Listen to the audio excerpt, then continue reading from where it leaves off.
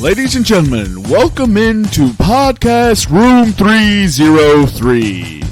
Introducing one co-host with more nuggets than Chick-fil-A, Nick Morahan.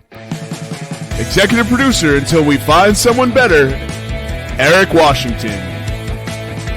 Nobody really knows what he does around here, Nevada Putnam. And now, the single greatest thing to happen to hosting in history, Jermaine Antonio Colon Mendez. On with the show. Ooh, wait, ladies and gentlemen, welcome back to Podcast Room 303. This is episode 207. I'm your host, Jermaine Colon Mendez. This is my co-host, Nicholas Morahan. And as always, we've got with us the EP. On today's episode, we'll be getting into pop culture for Pick'em, top 5 favorite 90s artists. We'll review head-to-head. Some of us did well this week, actually. We'll give you Nick's batting average update, what the fuck headline, and then 2 major betting topics coming out. So the Open Championship is this weekend. We'll touch base on that. And we'll also move into our first episode of NFL Futures. If you've been with us from the beginning, you know that we love to talk futures. There is a ton of value in futures, so we like to deep dive every division, give you our best bets from that. But without further ado, how are you doing this evening, Nick? You know what you never realize? It doesn't matter what your Rudy Poo. You know what you never realize? It's kind of like a first world problem. So, see, also, by the way, Eric, that's how you deal with it. You just keep talking at whatever point. You don't go, so you never, and you guys have to tell me if this is a first world problem or not. I never notice, like, my rankings of good pens are very close, right? But it infuriates me when I get a bad pen. I mean, there is very few things that can set my short fuse anger off like a bad pen. It is guaranteed to ruin that piece of paper if I get a bad pen because I'm going to rip it apart. Yeah, so I'm very picky with my pens, and to the point where at one of my last jobs, I always had a pen on me because I needed it. It was, a bunch of documentation, paperwork and stuff. I always had a pen with me that wrote fantastic. And everyone was just like, where'd you get this pen? And I broke down the differences between 0.7 and 0.5 and how that influences the differences in writing and gel versus ink. And then, how I always try these different pens. So I definitely understand what you're talking about here, sir. Yeah, I can definitely relate as a bartender and server for 10 years. Outside of my amazing personality and the ability to overserve people, pens are literally the most important thing because you use them all day. And when you give a client a pen and it just won't put the tip down on the receipt and you see them scratching and you have to go give them another pen, that's money coming out of your pocket, is mad frustrating. It ruin your whole day. One pen can ruin a whole day. Like, it's fucking ridiculous. You should buy your own pens as a bartender? Yeah. They provided the restaurant provided shitbag pens that would die after a day. So, like, if you wanted to not have a stressful day, you went and bought your own ballpoints. Hey, fuck you guys! I'm gonna go be a bar owner. What's funny is buy their own pens. What's funny is people steal the pens, right? Oh, so dude. they'll sign checks and then they'll walk away with the pen, especially if it's a nice pen. So for that instance, you have to thread a fine needle. Like, it needs to write well. Not too well, though. Look, if you're going to steal my pen, just make sure you left a good tip. That was always the worst. When the pen was gone, you walked up, it was like $1 tip on like a $70 Couldn't tab. even replace the pen. Yeah. What do you think the frequency is of guys who steal pens and leave bad tips? It's why is it only dudes? Women suck too. Okay. I meant that. I'm non-gender. Oh, non-gender dudes. I'm going to say 2 things to that. One, I would say, like, if they took a pen. How many of them are Jewish? Okay, Eric, next question. Moving on. How are you, Eric? 60% of them, like, if they took the pen was a bad tip. But most, like, I would say 80% of the time, in the 10 years that I worked, men paid. either the dad, the husband, the boyfriend, the guy taking the girl on the first date. Like it was always usually like it was a group of like a group of women would come in, they'd pay, but for the most part, it was men that were paying. So Nick's statement was accurate.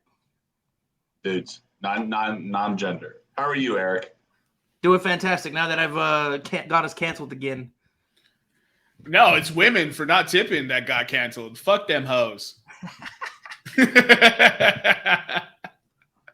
All right, Eric, take us into the batting average update. All right, yeah. So as you guys know, we've been keeping track of the batting average. We were hoping, and I always butcher this dude's last name, so I'm gonna call him Luis A. He's batting 376 now, and Seager has speak Spanish. Arraez. Is it Arraez? Areza. How is it Areza? There's no. Oh, whatever, dude. Saying it wrong. It's Arraez. Luis Arraez. Yes. All right, there it is. I won't mess it up again. Luis Arraez is Watch now us- batting Watch 376. us all be wrong. Hold on, Eric. For those of you listening, if you know how to pronounce it and we're all wrong, please, for the love of God, let us know so we can just die laughing. Anyways, keep going, Eric. I just don't understand why his parents would name him that. Anyway, It's their last name. no. Corey Seager got injured. His batting average has dropped. He's fallen out. That was the race earlier on in the year. Now in second place is Acuna Jr. batting 334. Luis A. still in the lead at 376. Hopefully he gets back in the 400s. I'd like to see it get done. But that is your batting average update. Damn, he's 24 points off now. What a bummer. Not gonna win MVP now. Eric, you wanna go ahead and pull up the what the fuck headline? Oh, what the fuck headline is what we're doing first. All right. Yeah, I because can do that. it's just a much easier. Oh, of course. I got you, bro. It's much easier. Boom. I believe we had a first submission from somebody else not named Jermaine, right? Today or this week? No, this was mine as well. No. This one got chosen, but we had a couple of good what the fuck headlines. Oh, At least I saw. Nevada. Yeah, dude, this week was real good for this one. So Nevada sent that one about the 7-game schedule or something. I didn't read it, though. So I did want to ask you guys this. Probably should have asked you pre-show, but we'll talk about it on the air. So a couple of the stuff that has been sent over has been tweets that lead to articles. Can we count that as a headline or is that a tweet? What's the headline of the article? So it's the one that Jermaine sent about the Chinese lady that was like poisoning her students and they executed her. Yeah, that's an article, though. Yeah. Okay, all right, cool. Because I was tempted to pick that one, but I went with this one because I can relate to this. I mean, it's the same thing. People got poisoned. It's hilarious. Both were poisoning. The other one is sad. Yeah, the other one's really sad. The other one is sad. So for those of you who are watching / listening, a kindergarten teacher in China poisoned all of her children, only resulting in one death. So that's why she taught kindergarten, because she wasn't very smart. And then she was found guilty and then executed by China. Rightfully so. Rightfully so. I mean, ain't nobody upset about any of that. But I don't say this very often, but good job, Chinese domestic policy. So one thing that's really crazy about it is just like, is that one kid weak or is the whole class strong? He's got to be, that one kid's got to be weak. Or maybe it was the first kid and she like put a bunch in and she was like, oh shit, I have 16 more. No, that was the last kid and she couldn't quite find the measurement until the last kid. Right. It's literally a short straw. All right, we're taking this too far. Anyways, Let's go ahead and get into the actual what the fuck headline. We're going to be banned in China now. Eric is dying right now. It's just because this should be on a stage, but that's hilarious. With the what the fuck headline we went with, I'm just gonna read it. Florida Japanese steakhouse shuts down after customers test positive for meth after eating at restaurant. It just gets more and more wild. Amazing. The headline got crazier. Once you hear Florida, once a headline starts with Florida, you're in. Florida and Japanese steakhouse, I was like, ooh, ooh, ooh, ooh. Bro, the second word after Florida is Japanese. You're like, how the fuck they get there? Love it. Bro. But I don't know if you guys actually read the article. So walk us through it. So some patrons got sick, and they ended up 3 out of the 7 people that got sick ended up testing positive for methamphetamines. Now they shut down the restaurant and conducted an investigation, but were not able to conclusively get enough evidence to blame anybody or anything like that. So they closed the investigation. They allowed the White House cokehead strikes again. He's on the move. They allowed the restaurant to open back up, and then after a few weeks, they let out a press report saying they were going to have to permanently shut their doors because their reputation was damaged so bad, and they were blaming the media for not giving them a fair chance at explaining the situation. Not what the quote said. They weren't treated as if proven innocent until proven guilty. They were just they were treated like they were guilty. Guilty. So they closed their doors now. People tested positive for meth. Guilty. I don't know, man. It sounds like that classic mix-up. You know what I mean? You got your chef back there. He just got high off meth. He leaned over. The meth was in the pocket. A little meth sprinkled out of the pocket. And he said, fuck it, I'm on meth. Serve it. They're going to feel great. And, long story short, they lost their business.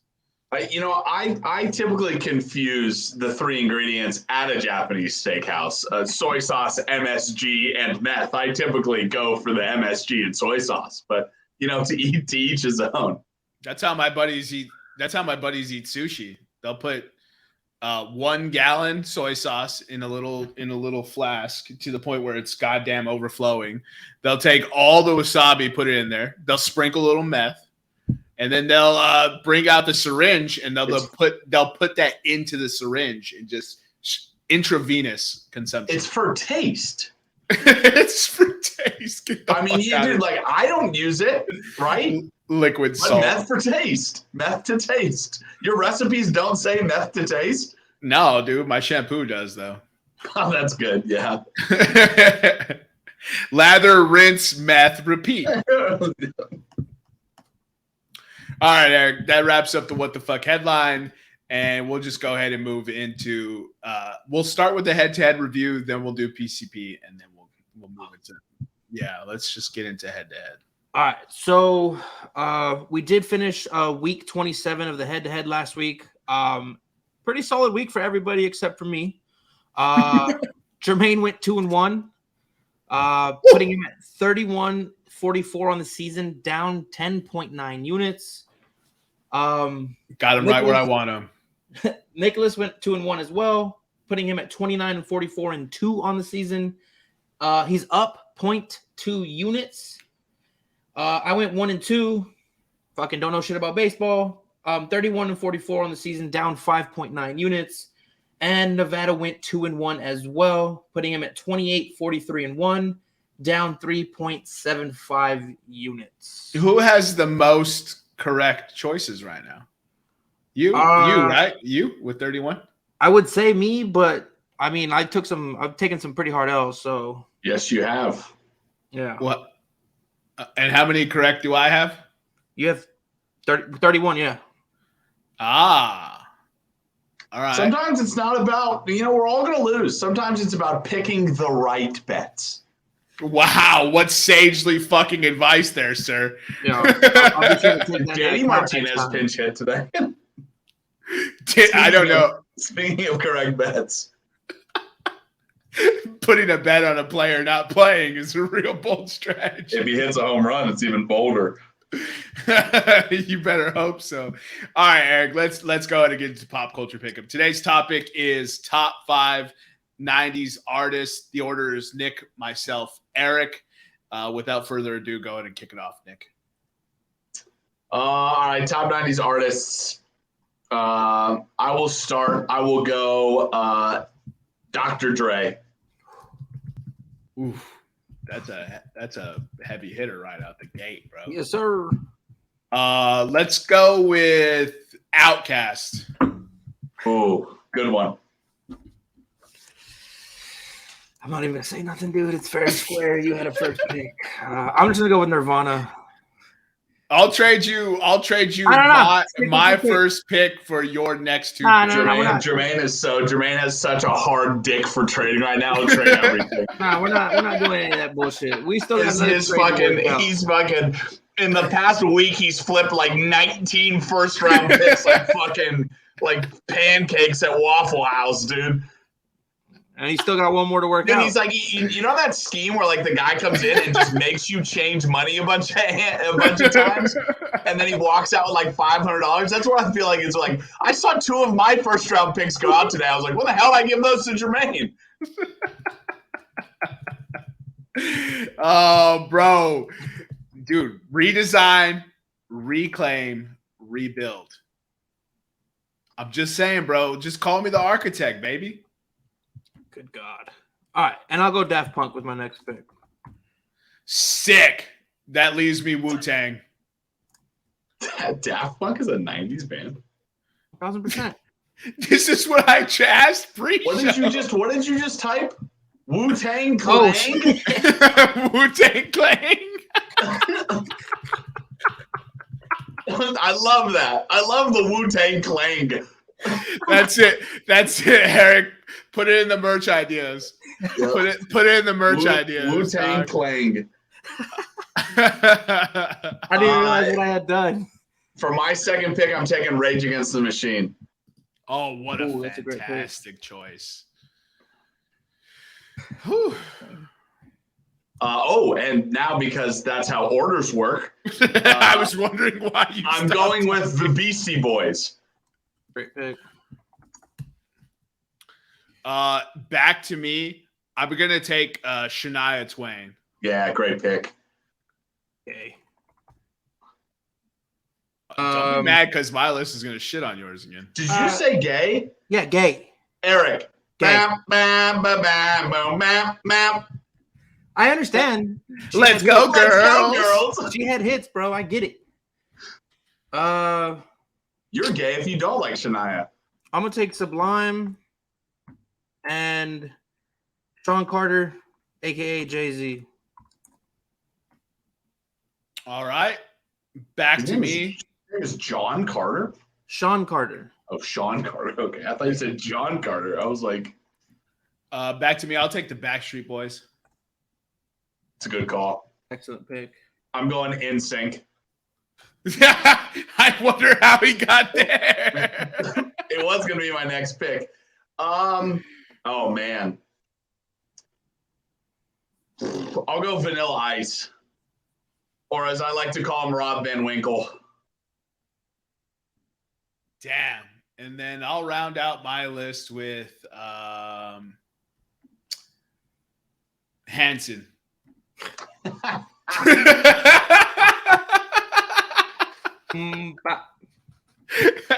Hey, everyone knows that song was a bop, bro.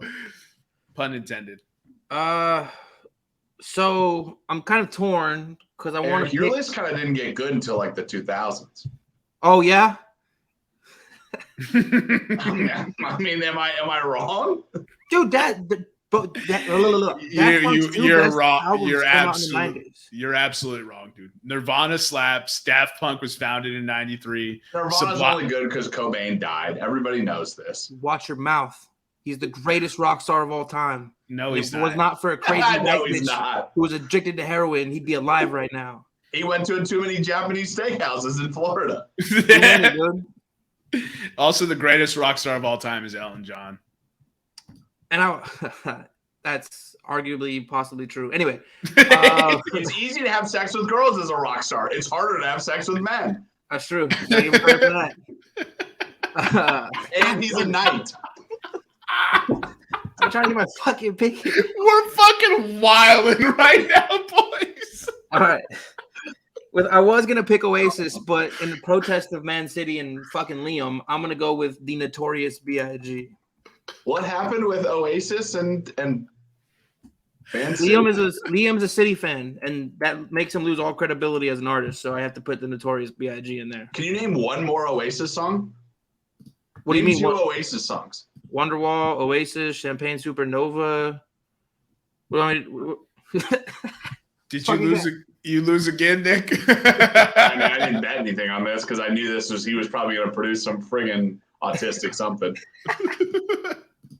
The power of autism. If only the power of autism benefiting Eric since 1991. All right, I'm gonna run through these real quick. Episode 207, top 5 90s artists. Nick had the first pick. Dr. Dre, Rage Against the Machine, The Beastie Boys, NSYNC, and Vanilla Ice. Jermaine had the second pick. He stole Outkast from me. Wu-Tang Clan, Shania Twain, Backstreet Boys, and Hanson. And then I had the final pick and went with Nirvana, Daft Punk, Sublime, Jay-Z, and the Notorious B.I.G. I was so confident in my list, first 2 selections, that I just fucked around the next 3 and still beat you guys. I really think you like. I know you took Outkast simply because it was right before my pick. You could have had them way lower down if you knew I wasn't going to get them. Outkast is arguably my favorite band of all time. They're also a pretty good artist in general, Eric. Nah, you don't love them like I love them. Hey, you know what? That might actually be accurate, but it's still my favorite of all time. So I was going to take them. I actually was all day. I was like, damn, do I pick before Eric? Because if I don't pick before Eric, I might have to take someone else. Outkast was going to be gone if you didn't pick them right there. Yeah, 100%. That would have been my first pick and my second pick if I could have. And I think that I had a hard time writing 4 bands up here. Off the top of my head, I had 1, 2, 3, 4, 5, 6, 7, 8, 9, 10, 11, 12 country music artists, like country western artists, but just off the dome. who?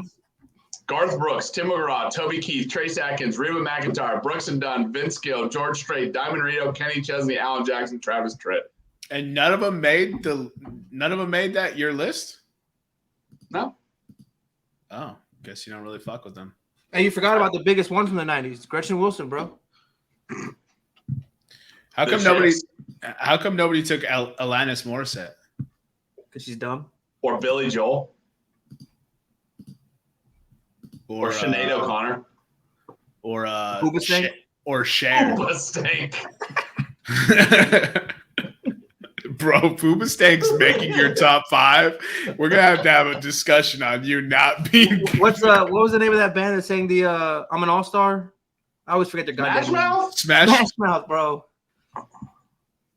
No, but Smash Mouth has hits. Smash Mouth is better than Hoobastank. Yeah, for sure. I don't disagree with Smash Mouth that. did the music to Shrek. Where do we put so is Hoobastank our line of demarcation? Like if you're under Hoobastank, you're awful. If you're above Hoobastank, you're good. So it's like Nickelback, Hoobastank, Don't. good bands. Don't. Nickelback You is a love good Nickelback. band. Take it, Jermaine. I like 3 Nickelback songs. That's a You like lie. all- but I I'm part bet of your you. life. Rockstar, You liked all Nickelback songs. Animals, and You're- the one about You're just a little follower, bro. Oh, Everyone started bashing Nickelback, and you were like, "Oh yeah, Nickelback's bad too." Everyone sang their heart out to all Nickelback. I'd rather songs. listen to Dave Matthews Band on repeat for the Way rest to- of my way life to than hold it ever down hear a for- Nickelback song again. You're out of your. You listen to country. Nick listens to country. I don't see you giving him grief. I do give him grief all the time. Are you judging me because of the color of my skin? I shouldn't be listening to country. Eric, because look at me. Of course I listen to country. Look at me. Of course I listen to You country. don't know how to pronounce a Hispanic ball player's name, and you speak 19 languages. Ask Nick how many times I let him play country when we hang out. 0. Zero. We outnumbered him now. Do you understand how many? Jermaine, put on music. From I now can't on, put music from in now the- on, when we're all together in a room, it's country thunder, bro. Nothing but country. I will put on headphones and tune. I'll you be guys right there out. with Nick. We'll be line dancing, drinking beers. Oh yeah, you're I gonna don't be know why drinking drinking beers. beers is the country thing. You could have said riding bulls, line dancing, but you're like line dancing, drinking beers. All right, my bad. We'll be line dancing and bull riding. You guys I should don't have want a said. bull ride. You guys should have Bad said back. fucking sisters, bro. You got a bad back. Cousins, Jermaine. Cousins. Nah, dude, it's 2023. No discrimination. Oh no, country stuff, bro. I'm caught in the bull riding machine.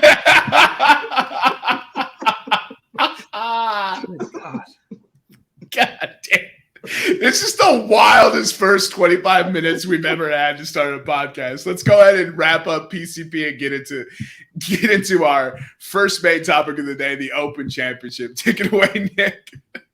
All right. The Open Championship. So, maybe some of you are like me and you've been saying to yourself, the Open Championship. I don't remember there being an Open Championship, right? And apparently it's a big fucking deal. So for idiots out there like me, if you're an idiot like me, this is you gotta love how the British Open has. I just cut off at random times. Yeah, you did. We were laughing because you were like, "I'm like an idiot," and then you froze. Yeah. So what I was saying is, if you're an idiot like me, you didn't know that the Open Championship is just the rebranded British Open. I don't know when this rebrand happened. It had to have been in the last 5 years. It's the quietest rebrand ever. It's the quietest rebrand ever. It just went from the British Open to the Open Championship. You know who Can you needs look up when it went to the Open Championship? Same time as Brexit? Maybe. You know who needs a rebrand? Kanye West. Bud Light. Bud Light. Well, I think Bud Light supported Dylan Mullaney, right? Yeah. And then went on the opposite end and supported some right-wing group. What? Yeah. And so they lost all the support they got from the TBGQ. I don't even. TCBY, bro. Yeah. TGIF.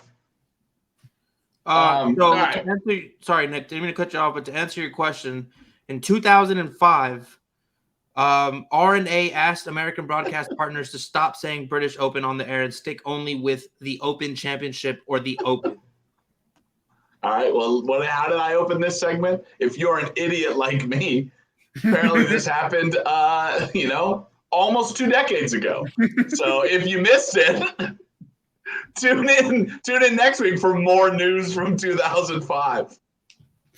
Yo, I will give you this. I distinctly remember the British Open, and I remember the Open Championship. I had no fucking clue that they were the same thing. So I'll give you that one, bro.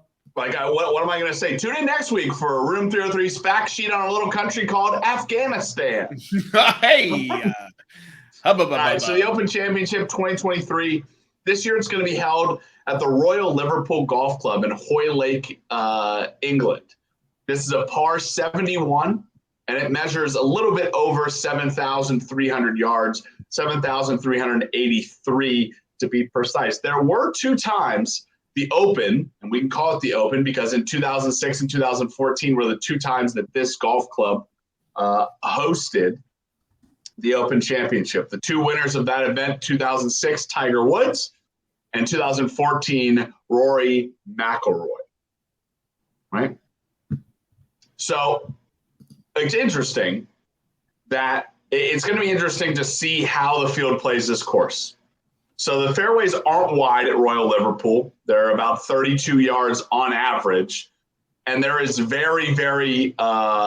very little rough on the course. So it basically goes fairway, and then you're into what David Faraday likes to call the tall fescue on the side, basically very tall grass. So players this week are going to have to be guys that have very good driving accuracy or very good accuracy off the tee. Tiger Woods famously in 2006 put his driver away completely on this course. For scores, Tiger Woods shot an overall 170 or 270, I believe. What year? I'll look it up. 2006 and 2014, if you can look both those up. So Tiger Woods shot a 270 in 2006, I believe, and McIlroy shot a 271 in 2014. I believe Woods was good for an 18 under and McIlroy was good for a 16 under.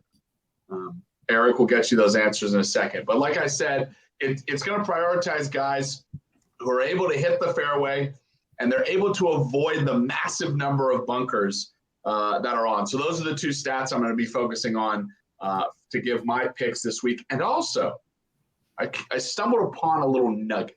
We're not in football season, so I can't exactly give you Nick's nuggets. But Nick's golf ball of the week, if you will. Just say Nick's Nuggets, bro. Nick's golf ball nuggets of the week Open Championship. I think that's a good name for it. Talk about an unnecessary rebrand. So every year since the last 5 Open Championships, and this is since 2018. They didn't play the Open in 2020. Yeah, didn't play the Open in 2020. The last 5 Open Championships, the top 5 finishers, 4 have been inside the top 25 in the world golf rankings, at the time of the tournament, and 1 has been outside the top 25.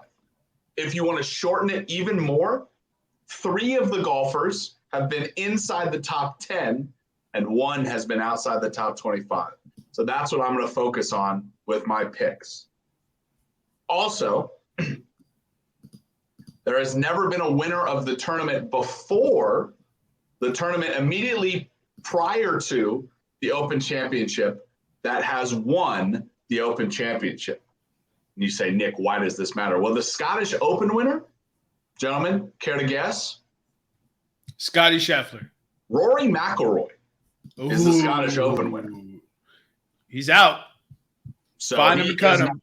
So fitting these, and the winner in the last 5 years, the winner has been inside the top 10, and also someone who can drive very well, that is Patrick Cantlay. Patrick Cantlay, top 25 in the PGA this year in driving accuracy, and he is my pick at plus 2,000 to win the Open Championship. A couple of other guys I'm keeping my eye on. I said Rory McIlroy is not going to win it, but Rory McIlroy is top 25 in the tour in bunker avoidance.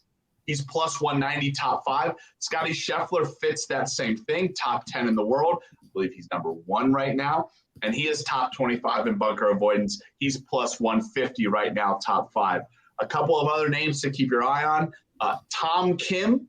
You'll see him in DraftKings as Yoon Hung Kim. He is top 25 in both driving accuracy and bunker avoidance off the tee. He's a guy, and inside the top 25 rankings, he's a guy I'm going to focus on to top 5. I believe when I first took a look at him, he was plus 12. I think I got him at standby. Eric, do you have those odds from 2006? So from 2006, he shot 18 under and 1, and then it was the second year in a row he had won. In 2005, he shot 15 under and 1. I was looking at 2014. He didn't finish that one. He left that tournament early, so I was trying to figure out. But since like 2009, he hasn't really had good game or good tournaments. No. 2014 was Rory McIlroy who won that one. Oh, 2000. Oh, okay. Thank you for that. I'll be right back. Tom Kim finished top 5. I got him at plus 1,200. And my dark horse for this match is an Austrian golfer named Stepp Stricke.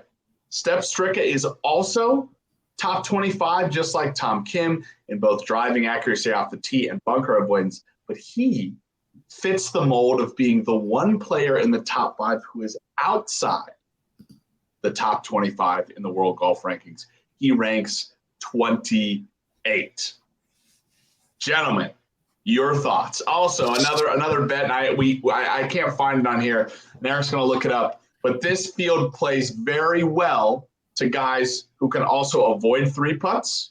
So if you can drive the fairway, well, not really drive, if you can hit the fairway, avoid bunkers, and avoid 3 putts, you're probably going to score pretty well at this tournament. Eric just mentioned 2006 Tiger Woods minus 18 under for the tournament. I believe Rory was minus 16. Minus 16. I'm just trying to make sure that these two articles add up. Minus 16, minus 16 in 2014. So expect at least 15 under. Gentlemen, your thoughts? Can you tell me where Victor Hovland ranks on those two metrics that we're going off of? That's a great question. He's not in the top 25. He's not in the top 25 rankings or driving. He's in the world golf rankings or in the driving accuracy bunker avoidance. Well, can I get his rankings in both of those? In the world golf ranking, he is top 5 in the world golf ranking. Okay, but he's not in the driving accuracy. He is not in the top 25 in driving accuracy. However, if he sits at 26, I'm going to feel like a big old dumb idiot. Stats, avoid bunkers, driving. Let's see.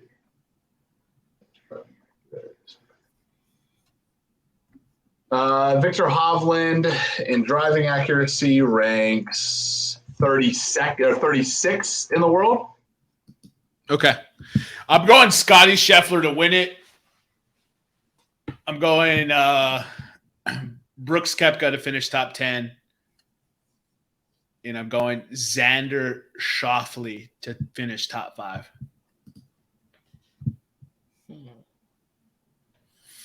And Hovland is 70th in bunker avoidance. Jesus, are you even trying, Victor?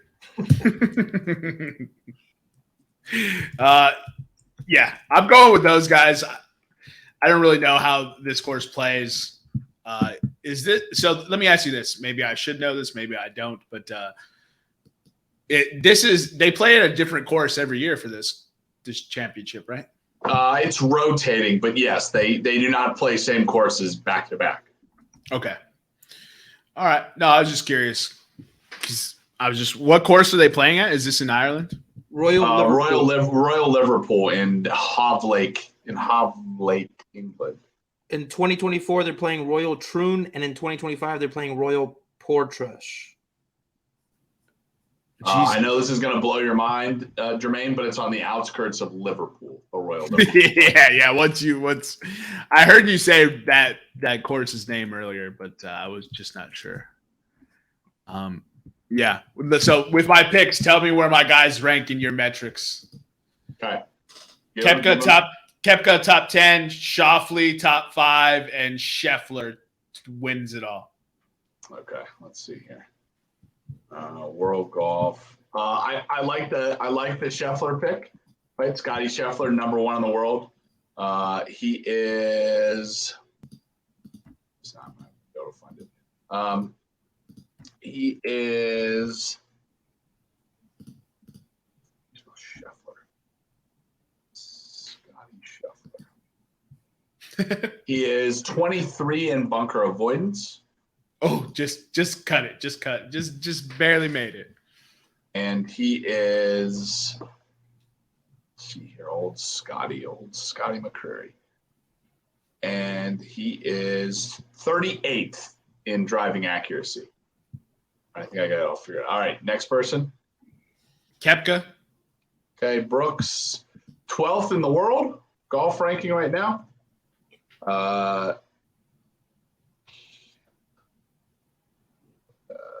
Brooks. He is. How are we not posting Brooks? And Brooks. It's not finding Brooks. Control F doesn't seem to work on my computer. It's a byproduct of the power outage. How do you spell Koepka? Koepka. He's not showing up on here. I don't know why. Oh, it's probably because he's a live golf guy, right? Oh, true. Yep. That would make sense. So he doesn't exist in the rankings. Dude, these live golfers, there's got to be so much value on these guys. John Rahm might be a fun little bet for top 5. Yeah. And then Xander Schauffele. Is he a live golfer? Xander Schauffele. He's not good enough for me to remember that. Just kidding. He's pretty fucking good. Best golfers in the world. He's 103. Yikes. He's 103 in driving accuracy. That's just slightly above tour average. And he is 178th in bunker avoidance. Yeah, all right. I'm gonna scrap my Xander pick, and I'm gonna stick with my original pick. I'm going Victor Hovland to finish top 10. Okay, Victor Hovland. We already read out his stats. Yeah. Xander also is 6th in the world. Eric, anybody to add to this? I'm taking Rory to win it. Okay, completely ignoring my advice. Okay. Scheffler top 5. Okay. Patrick Cantlay top 10. And good old Dustin Johnson top 10. Okay. And I don't got no, and Ju Young Kim top 10 at plus 550. That's Tom Kim because I know Eric was not listening. No, I just wanted. Not listening to me at all. For everybody at home who loves to be a degenerate gambler like me, nothing is working. I can't get my phone to scroll. Your brain isn't working? A Patrick Cantlay winner, a Scotty Scheffler top 5, a Rory McIlroy top 10, a Tom Kim top 20, and a Step Stricka top 30 parlay pays plus $109,000. So what you're saying is put $50K on it. So $5 would win you $5,500. And $50K would win. $50K, you're a bolder man than I, sir. Or a richer, Yeah, or richer, yeah. All right, that wraps up the Open Championship coverage. Let's go ahead and get into the NFC West futures. For those of you who don't know, the NFC West consists of the San Francisco 49ers, Los Angeles Rams, Seattle Seahawks, and Arizona Cardinals. All right, Eric. I feel like you wanted me to be like, that's right, Jermaine. Well, somebody say something. All right, so I do have. I went pre-show. I got all the odds for everything. We have a nice little layout here for you guys. I'll start by going over. Hold up. Wait a minute. Timeout. Nick, Wait a minute. Did you hear that, Nick? What? What's that? The executive producer did a bunch of work pre-show, dog. I don't believe it. Whoa. So I got this text from a number that appeared to be Eric. These phishing scams are getting real good. And he said, here are the odds. Here are the player prop odds for Tuesday's show. Submit your picks beforehand. And I reported it like a good American. I said, this is someone attempting to be my friend Eric Washington. Report as phishing, report as spam, block number. So this is actually 733,112 sign of the apocalypse. Yeah. Eric did executive producer duties pre-show. We're in the end game now, boys. We're in the end game. I'm starting to feel bad. I must have been terrible for the first few, months of this or whatever. If this were. Well, you learn as you go, right? You learn as you go. We're just glad you finally figured it out 207 episodes in. So what I was hoping to do with this is I'll give you the standings last year. We'll jump into, which I've already written down for you guys. We can jump into the departures and arrivals for each team. Or did you want to go team by team, arrivals, departures, rookies, and then the odds? Or how do you guys want to do it so I can guide us through this? So I'll cover the departures, the arrivals, and the rookies. And you can do it all. Go ahead, take it away. Since you put in all this work. Oh boy, you lead it. You pre-showed it up. Go ahead, bro. It's your. This is your podcast. We're just guests. All right. Well, so now that I've taken the reins here, we will be covering the NFC West this year. Their 2022 finish. The San Francisco. Who's in the NFC West? I was about to go through it. Last year's first division winner was the San Francisco 49ers. Second place was the Seattle Seahawks. Third place was the Los Angeles Rams. And fourth place was the lowly Arizona Cardinals. Moving into departures and arrivals. Give me 1 second here. All right. So for the San Francisco 49ers. A little bit more. What's up now? Zoom in a little bit more. All right. Hold on. No, it's because I actually got to stop sharing and we'll go over this real quick. So for the San Francisco 49ers, they had some pretty good key departures. They lost Jimmy Garoppolo. He went to the Raiders. Josh Johnson, another quarterback. They lost tight end Tyler Kroft to the Dolphins. Offensive tackle Mike McGlinchey to the Broncos. Offensive guard Daniel Brunskill to the Titans. Edge Samson Ubakum to the Colts. Jordan Willis to the Raiders. Edge Charles Omenihu to the Chiefs. Defensive lineman Maurice Hurst to the Browns. Defensive lineman Hassan Ridgeway to the Texans. And then they lost Aziz Al-Shair, Emmanuel Mosley, Jason Verrett, Jimmy Ward, and Robbie Gold. Knows how to pronounce Al-Shair. Can't even pronounce a native Hispanic name. Bro, give me a break with this guy, dude. Oh, brother, this guy stinks. Arrivals for them. Speaking of, real quick, Eric, sorry to interrupt you. No worries. How much money do you think Josh Johnson has made in his 14-year career?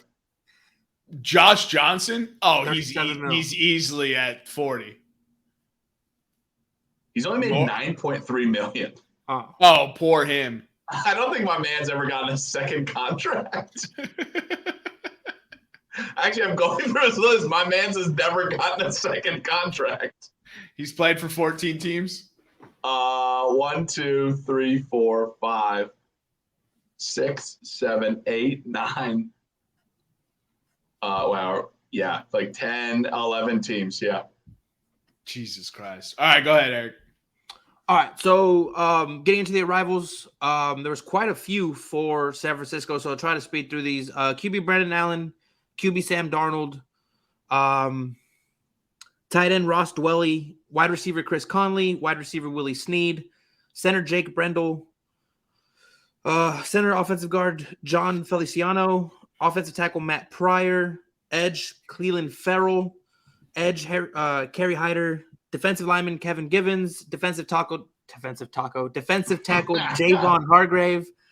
That one hurts my soul. He came over from Philly after an awesome year. Defensive tackle T.Y. McGill, linebacker Demetrius Flanagan, cornerback Isaiah Oliver, defensive back Miles Hartsfield, and safety Tashawn Gibson. One second. We got to give this dude's whole name. Demetrius Flanagan Fowles. Like, what? That's the most confusingly Irish name I've ever heard. Yeah, don't worry about that fine print stuff, Eric. Let's just go ahead and get into rookies. Yeah, so jumping into the rookies, they didn't have a pick until the third round this year. I believe it's the CMC trade. The CMC trade, yes, sir. Third pick or 87th pick in the third round, Jai Ayer Brown, safety out of Penn State. And then with their second pick in the third at 99, they took Jake Moody, a kicker out of Michigan. And also in the third round at pick 101, they took George Kittle's replacement Cam Latu out of Alabama. Fifth round pick 155, they took Darrell Luter Jr., cornerback out of South Alabama. Pick 173, Robert Beal, edge out of Georgia. Pick 216, D. Winters, linebacker out of TCU. Pick 247, Braden Williams, tight end out of Oklahoma. Pick 253, Ronnie Bell, wide receiver out of Michigan. And lastly at 255, Jalen Graham, linebacker out of Purdue. All right. Let me pull up their schedule. So San Francisco finished with the highest record in the division last year at 13-4. And that means, based on the way schedules are created now, they play a first place schedule. So while you do that, while you pull that up, just to go over this screen, if you guys are watching on YouTube, just go over this screen. These are the odds for the division. It's in order of how they're predicted to finish in the division. We have Super Bowl odds on this first column. We have the odds to win the division, odds to make the playoffs, and then their over-under win total set by Vegas. So we'll start with San Francisco. Jermaine, if you want to hit us with that schedule. All right, Nick. So here's the schedule. You ready? At Pittsburgh, at Los Angeles Rams, home to the Giants, home to the Cardinals, home to the Cowboys, at Cleveland, at Minnesota, home to the Bengals, at Jacksonville, home to the Buccaneers, at Seattle, at Philadelphia, home to Seattle, at Arizona, home to Baltimore, at Washington, and home to the Los Angeles Rams. Holy crap, that's a brutal schedule. Oh, I was thinking it didn't really sound that hard. There's like stretches of it which aren't fun. I mean, they play Pittsburgh, who I think is better than most people admit. Cowboys. I think the Browns are good this year. Actually, you might be right. They play the Bengals and the Jaguars. Though. Yeah, I mean, they have like tough 1 or 2 games, but look, week 2 through 4, Rams, Giants, Cardinals. Then they have 6 and 7, Cleveland and Minnesota. Then coming off the bye week, they have a simple transition between Jacksonville, Tampa Bay, Seattle. Then they play Seattle, Arizona. Then they play Washington, LA. I'm not saying it's wrong that Baltimore, Philly, Cincinnati, Dallas, Pittsburgh are bad games, but I just named 5 teams. I always count division games as hard. Yeah. Also, I think the Browns are going to be good this year. I feel like the Browns are your White Sox. Bro, they are, bro. They are.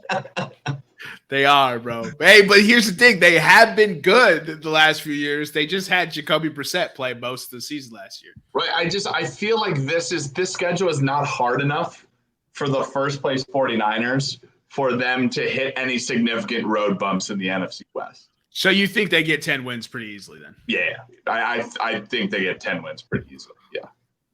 So you're taking the over?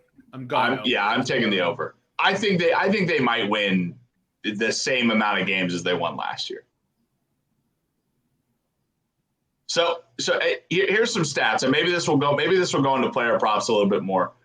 But CMC joined after week 6, right? Yep. Since week 7, the 49ers were 10-1 with 29.8 points per game. Imagine what Carolina could have been.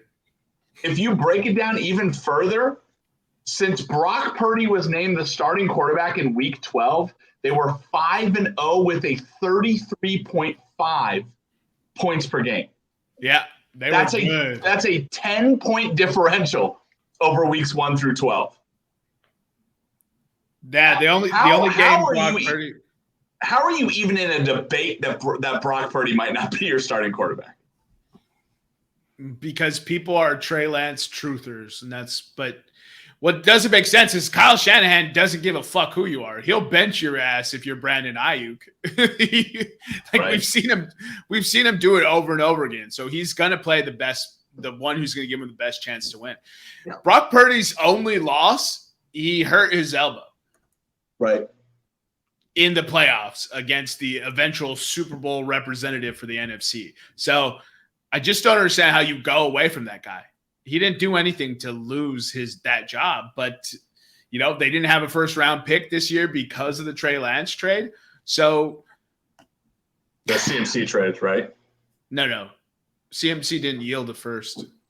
No. CMC yielded like a second, third, fourth, fifth, and I think like a future third or some shit like that. There was a bunch of picks given for the CMC trade. But yeah, I'll take the over. I'll have them as my division winner as well. And obviously I'm going yes to make the playoffs. Yeah, 100%. I agree with Jermaine. There's almost not any value in that minus 160 for me though. Hey, I'm just gonna breeze through these additions and subtractions if you want me to. Yeah, please. I hate talking that much. Real quick though, neither of you have them as a Super Bowl winner at plus 1,000. Dude, I can barely tell you who's going to make the fucking playoffs. I'll tell you. I'll tell you. Here's what, Eric. I'll promise you this. Before the NFL season starts, I will tell you exactly who my Super Bowl winner is. I'm not doing it on my NFC West preview. The only reason I asked is because, for the infographic that we're putting out, I have it on there. So as long as you guys give me one Super Bowl winner before this is over, and I can always go back and re-edit and add it later. So we won't. Yeah, Super Bowl winner. We'll talk about it offline. Very next team, Seattle Seahawks, finished 9-8 in the division. This whole podcast took the over on win totals for Seattle, and Seattle delivered with a plus 500 record and a playoff berth. Some of their notable departures are running backs Travis Homer, Rashad Penny, wide receivers Marquise Goodwin, Laquan Treadwell, offensive guards Kyle Fuller, Gabe Jackson, center Austin Blythe, edge LJ Collier and Bruce Irvin, D linemen Poona Ford, Shelby Harris, Quentin Jefferson, and Al Woods, linebacker Cody Barton, cornerback Artie Burns, Tease Tabor, and Justin Coleman, safeties Jonathan Abram and Josh Jones, long snapper Carson Tinker. You got to give the long snapper some love, right? Re-signed Drew Lock, re-signed Geno Smith, signed Evan Brown, signed Mario Edwards, and Draymond Jones and Jerron Reed to bolster that D-line. They signed linebackers Devin Bush and Bobby Wagner. Whoa, Bobby Wagner came back to Seattle? Bobby Wagner's back, baby. I didn't actually know that. And then they signed safety Julian Love. Their draft picks, first round, pick 5, Devon Weatherspoon, cornerback out of Illinois. Round 1, pick 20, Jackson Smith and Jigba, wide receiver, Ohio State. They took edge Derek Hall and Zach Charbonnet, running back, in the second. In the fourth, they took Anthony Bradford, offensive lineman, Cameron Young, defensive lineman. In the fifth, they took Mike Morris, an edge, and Olusegun Oluwatimi, center. And in the sixth, Eric Reed, safety, and in the seventh, they took Kenny McIntosh, running back, Georgia. They took 2 running backs, huh? All right, go ahead, take it away, Eric. Oh, schedule time. Sorry, my bad. Yeah, I have it pulled up if you need it. I'll pull it up right here. All right. I'm just using my phone because it's just really quick while you're pulling that up to go back to. I don't think people understand. I'm gonna read these. So passing yards, 1854, 231.8 per game. Passing touchdowns, 16. Interceptions, 3. Completion percentage, 66.9, 147 out of 220. Yards per attempt, 8.4. Passer rating, 111.4. That was Brock Purdy's stats in his first 8 starts. He was so fucking good. I don't understand how people don't understand that he's going to start. Regular season matchups for the Seahawks are as follows: home to the Rams, at Detroit, home to the Panthers, at New York Giants, at Bengals, home to the Cardinals, home to the Browns, at Baltimore, home to Washington, at LA Rams, home to the 49ers, at Dallas, at 49ers, home to the Eagles, at Tennessee, home to Pittsburgh, and at Arizona. I mean, that's a brutal stretch. They've got a lot of pretty decent teams on the schedule. I mean, you started with like you look at that week 11 stretch, like starting with week 11. Yeah, I know people say, oh, the Los Angeles Rams. I think Jermaine said it best. It's a division game at your opponent's field, right? Week 11, the Rams. You then go Niners, Cowboys, Niners, Eagles, right? How's that for a fucking dick kick near the end of the season? Then L. Then you play at Tennessee, maybe a bit of a reprieve. Then you got to go play Pittsburgh. Crazy. And a healthy Kyler Murray to close the year. Yeah. I mean, what's their over-under? 8.5? 8.5, yes, sir. I almost feel like this is a tougher schedule than the 49ers. Bro, and also the Seahawks aren't as good.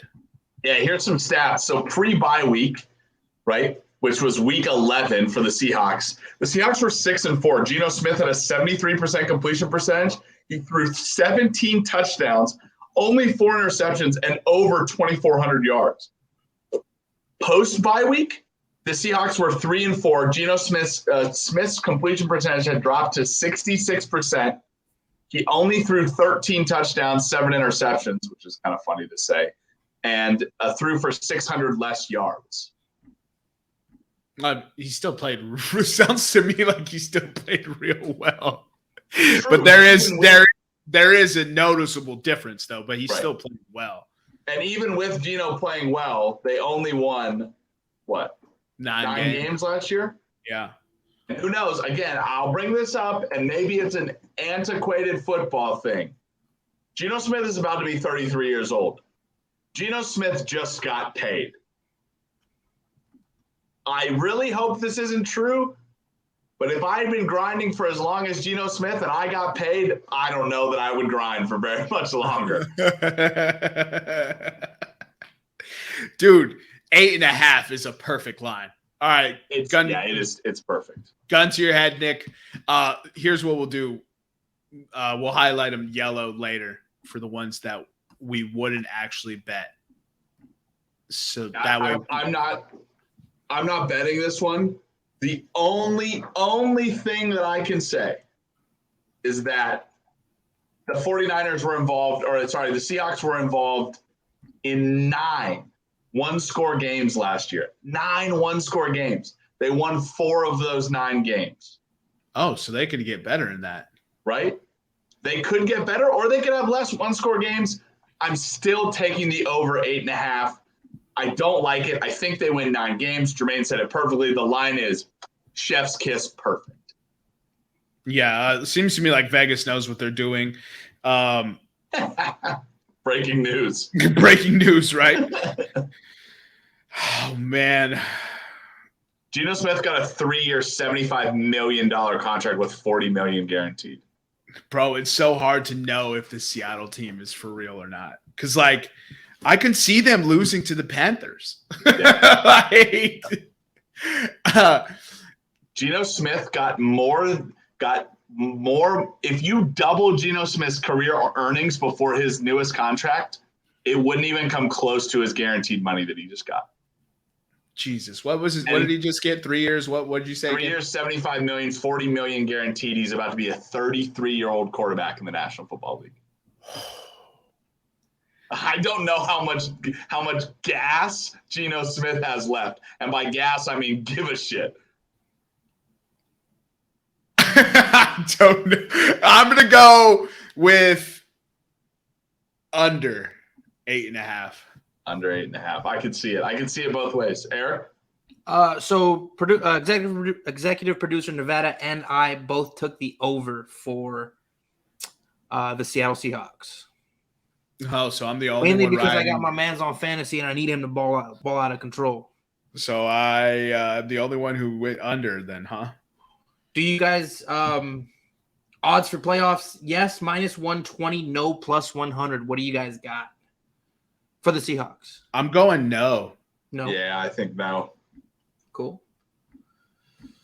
The entire 303 podcast agreed with that. And then obviously we all picked the Niners as the division winner. And I'm assuming nobody's picking the Seahawks win the Super Bowl, so we can keep on moving to the Los Angeles Rams. All right, so the Los Angeles Rams finished 5-12 last year after a gluttonous amount of injuries. They lost quarterbacks Baker Mayfield and John Wolford. They lost wide receivers Allen Robinson and Brandon Powell. It's probably addition by subtraction with Robinson, though. They lost tackle Ty Nishiki, guard Ode Abushi, center Matt Skura, edge Leonard Floyd, D lineman Greg Gaines, Ashawn Robinson, linebacker Bobby Wagner has departed. Cornerbacks Troy Hill, David Long, Jalen Ramsey are all gone. Safety Taylor Rapp, safety Nick Scott, long snapper Matt Orzek, punter Riley Dixon, and kicker Matt Gay have all left. They added tight end Hunter Long in a trade for Jalen Ramsey. They signed guard Coleman Shelton and defensive tackle Marquise Copeland. Holy cow, they just lost everybody and signed nobody. Where's Jalen Ramsey now? Jalen Ramsey is in Miami, I believe. Oh, Jesus. Yeah, Miami. So Los Angeles Rams still don't have a first-round pick. They got Steve Avila in the second, guard out of TCU, Byron Young, edge, Kobe Turner, defensive tackle, both in the third. In the fourth, they took Stetson Bennett, quarterback out of Georgia. In the fifth, they took Nick Hampton, QB1, edge, and Warren McClendon, offensive tackle, and Davis Allen, tight end, as well as Puka Nacua, wide receiver. So they had 4 fifth-round picks. In the sixth, they took Travius Hodges Tomlinson. Is he related to LaDainian? I'm on it. He went to TCU as well.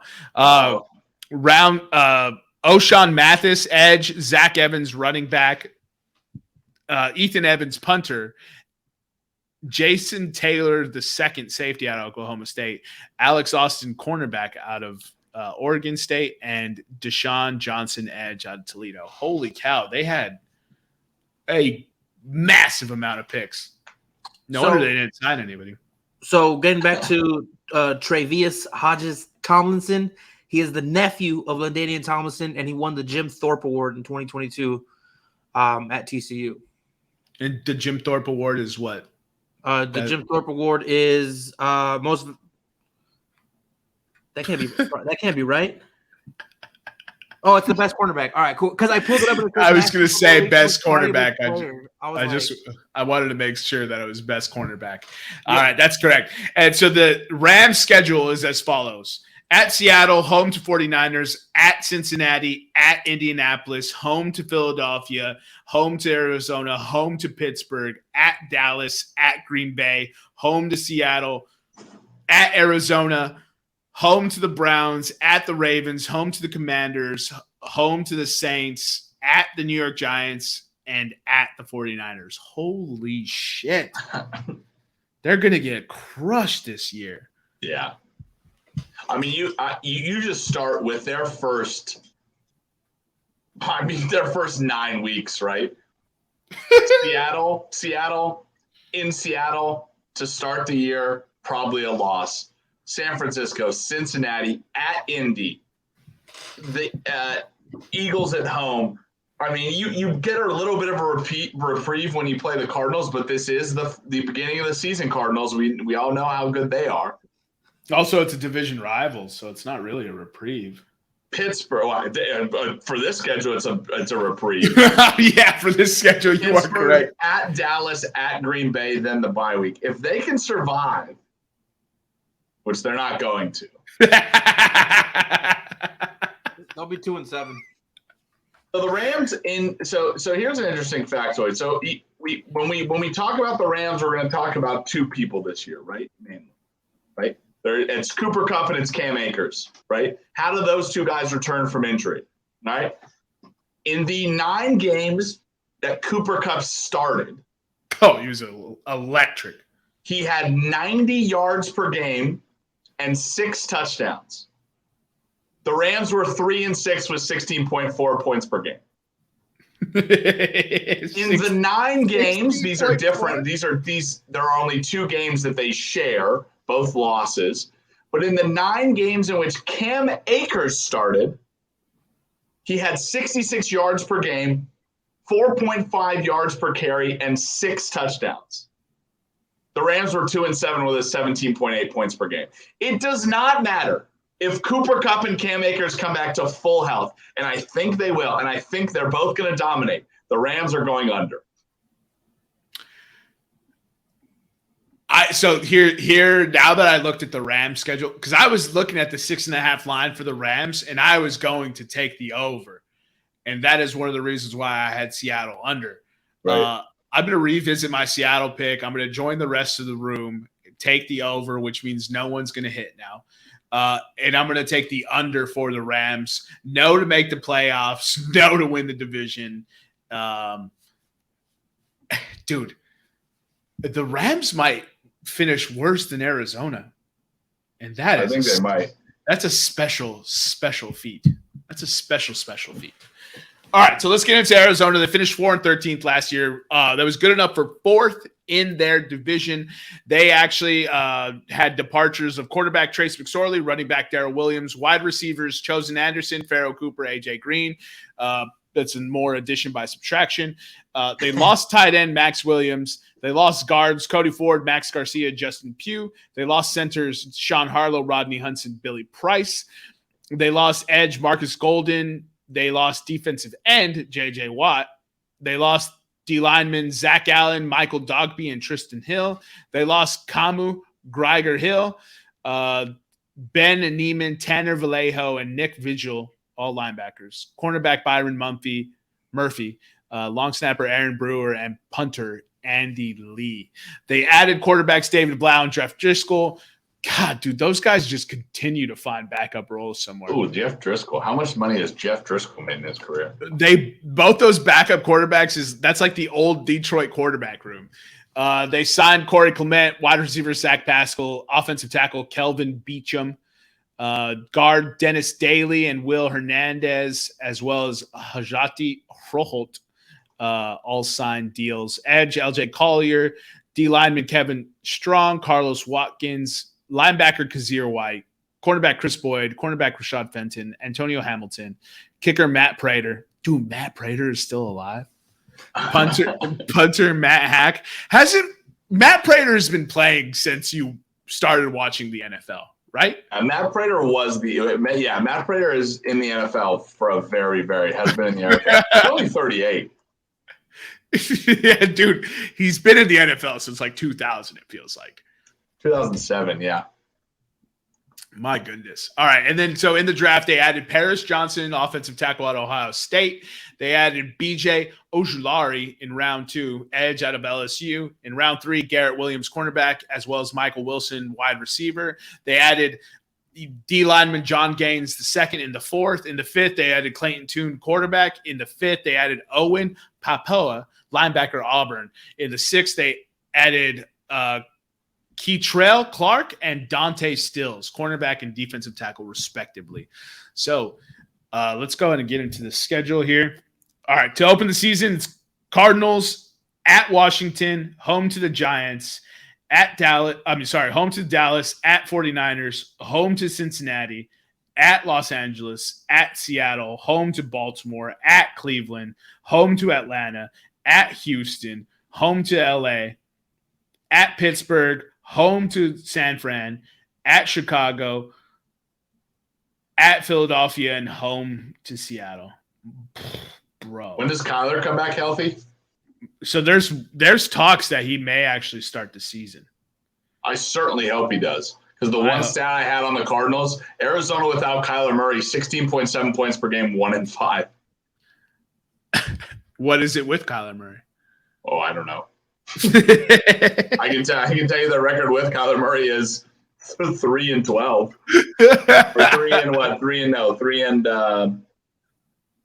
3-6 for 3-7 with him. But they didn't get 16.7 points per game. Holy shit, 4.5 is the perfect number, Nick. Oh man. Dude, it's just like. So they were in 5 one-score games last year, right? If you take the average of that, they should have won at least 2 more games. That puts us at 6. Bro, okay, so they have a shot at beating the Bears. They have a shot at beating the Texans. Right. They have a shot at beating the Commanders week 1. And Commanders week 1. Do we think they have a shot beating the Giants week 2?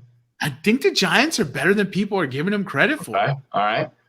So they have a chance to beat the Rams week 6. I mean, if Kyler Murray plays, sure. Right. Absolutely. So we're saying Commanders, Rams,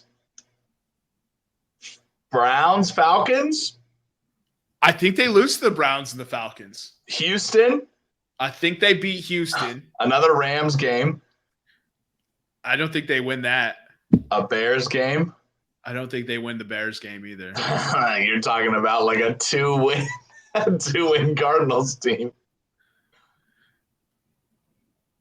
I'm going under. They're in the Caleb Williams sweepstake. It's going to make the Kyler Murray drama even more interesting. I'm going under. I'm going under 4.5, and that's only because I have to pick. Obviously, no to win the division, no to make the playoffs, and I will take a flyer on them to win the Super Bowl. Just kidding.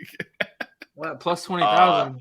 Yeah, I'm going under too. If maybe I will re-entertain if Kyler comes back. If Kyler starts the season, or if Kyler starts the season, this might be a different conversation for me. If he's out, I'm hammering the under. Here's the thing. They have less talent than the Rams, right? And then if you compare, like, all right, Kyler Murray's probably better than Matt Stafford, especially at this point in their careers. Cooper Kupp is better than Hollywood Brown. Yeah. And it's not even a close. No. And then Cam Akers is better than James Conner? Yeah. About even. Yeah, I mean, you could probably push that, yeah. I say Cam Akers is better. Cam Akers closed the season red hot last year, too. And James Conner probably has a better season because there's literally no one else on the team. He's going to catch everything and he's going to rush everything.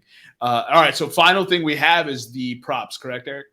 No. So really quickly, just to go pretty much for the entire division, we agreed on everything except I took the under on the Niners. That's the only thing that differs between me, you, Nevada, and Nick. Next, we're going to do exact order. So Nevada took Jermaine took under on the Seahawks. I switched it when I saw the Rams schedule. Yeah. So Nevada took 49ers, Seahawks, Rams, Cardinals. That is the favorite at plus 135. I'm assuming, but I have to ask, do you guys have a different order? Same order, dude. I'm going chalk with the way this division finished last year. Chalk me up, baby. All right. So now we will get into players pick to player props for each of you. We'll start with Jermaine right here. Do you want to read them off, or do you want me to go through them for you? You got it. All right. So for the player props, we have Christian McCaffrey over 900.5 rush yards at minus 110 and over 7.5 rushing touchdowns at minus 105. He did take James Conner over 650.5 rushing yards at minus 110 and over 6.5 rushing touchdowns at minus 110. He took George Kittle over 5.5 receiving touchdowns at even money. And his last player prop is DK Metcalf over 950.5 receiving yards at minus 110. Jermaine, do you want to explain any of those? Or do you want me to roll into Nick's? Look, Christian McCaffrey is God's gift to the running back position. I don't care if everyone thinks that he's injury prone. I'm taking the over. 900 is too low. 7.5 is too low. In Kyle Shanahan's running back offense that has produced, like, Kyle Shanahan's offense is so well oiled when it comes to running the ball. Do you guys remember Alfred Morris? Yes. Yeah. Okay. He made Alfred Morris 1,000-yard rusher. He gets one thing from his genetics, and it's taking unknown running backs and making them into 1,000-yard rushers. That's and CMC is not an unknown running back. There is a reason why they gave up basically an entire draft for Christian McCaffrey, and it's because he is legendary at the position. So take the over. If you can find receiving props for Christian McCaffrey as well, I will tell you, take the over. If you can find a total yards prop, take the over as well. So I'm going to keep checking. I'm glad you said that right now. And then I'll jump into Nick's here next. But I was checking for rushing receiving yards combined or rushing receiving touchdowns combined. DraftKings didn't have that up this year. I'm hoping it comes later. And if those come up, we'll go over those odds and give you guys those odds. We'll give you some picks from that as well, because there's certain guys you want to take bets like that on. So, and CMC is definitely one of them. But moving into Nick's picks, he went Geno Smith under 3,900.5 pass yards at minus 120, under 26.5 passing touchdowns at minus 110. He took Cooper Kupp over 1,250.5 receiving yards at minus 110 and over 9.5 receiving touchdowns at minus 110. this should be a 5, but he took CMC at over 900.5 rushing yards at -110, and he took the over 7.5 rushing touchdowns at -105. He also took Cam Akers over 6.5 rushing touchdowns at +105, and Nick Bosa over 15.25 sacks. Was the sack leader last year at -105. Nick, you want to? Man, you know I got the stats. Geno Smith auto bet under 4,000, basically under 4,000 yards, under 26 touchdowns. I mean, he had a career year last year. I'm not taking that away from him. I don't think he repeats it, right? We always used to say, right, if a guy for 9 years is obese and he's fat as fuck, and then 1 year he gets skinny, and then he goes back to being fat in the 11th year, that's a fat dude. That's not a skinny dude. You can't call that dude skinny, right? Geno Smith has shown a career of mediocrity. I don't care that he just got paid for his one season. He's not going to do it again. Get the under. Cooper Kupp, last year before he got injured, was on pace for 185 targets and 11 touchdowns, right? Even if you take his lowest, his yards per target over his career, he was on pace for over 1,600 yards. Jermaine is a smart man. CMC in 11 games with San Francisco last year. 11. How long is the NFL season again, Eric? 17 games, 18 17. You should have said that more confidently. In 11 games with San Francisco, CMC had 746 yards and 6 touchdowns. You're telling me he's not getting another 150 yards and 4 more touchdowns in 7 games? Ridiculous. The line is set so bonkers. There's so much value on it. You're getting the rushing touchdowns at -105. He could have 7 in a game. That's how good he is. Right. Yeah, for sure. New number, Cam Akers. Weeks 12 through 18 last year, Cam Akers, 549 yards, 6 touchdowns. In 7 games, he had 6 touchdowns. Balled out. He just needs 1 in 10, 2 in 10. 1 in 10. He needs 1 in the other 10. He'll get that. Nick Bosa, his last 2 seasons, and for some reason, I seem to hear people say this too. Oh, watch out for Nick Bosa. What about that injury he suffered, right? People always bring up this injury Nick Bosa suffered 2 years ago. Since that injury, he's played 33 games. He's had 34 sacks. So he's good for a sack a game. Yeah, he's good for over a sack a game. I'll take over 15 and a quarter sacks. Thank you. So I actually didn't see the Nick Bosa bet. So as Nick was discussing his, I added Nick Bosa. And then I want to spotlight Van Jefferson over 4.5 receiving touchdowns.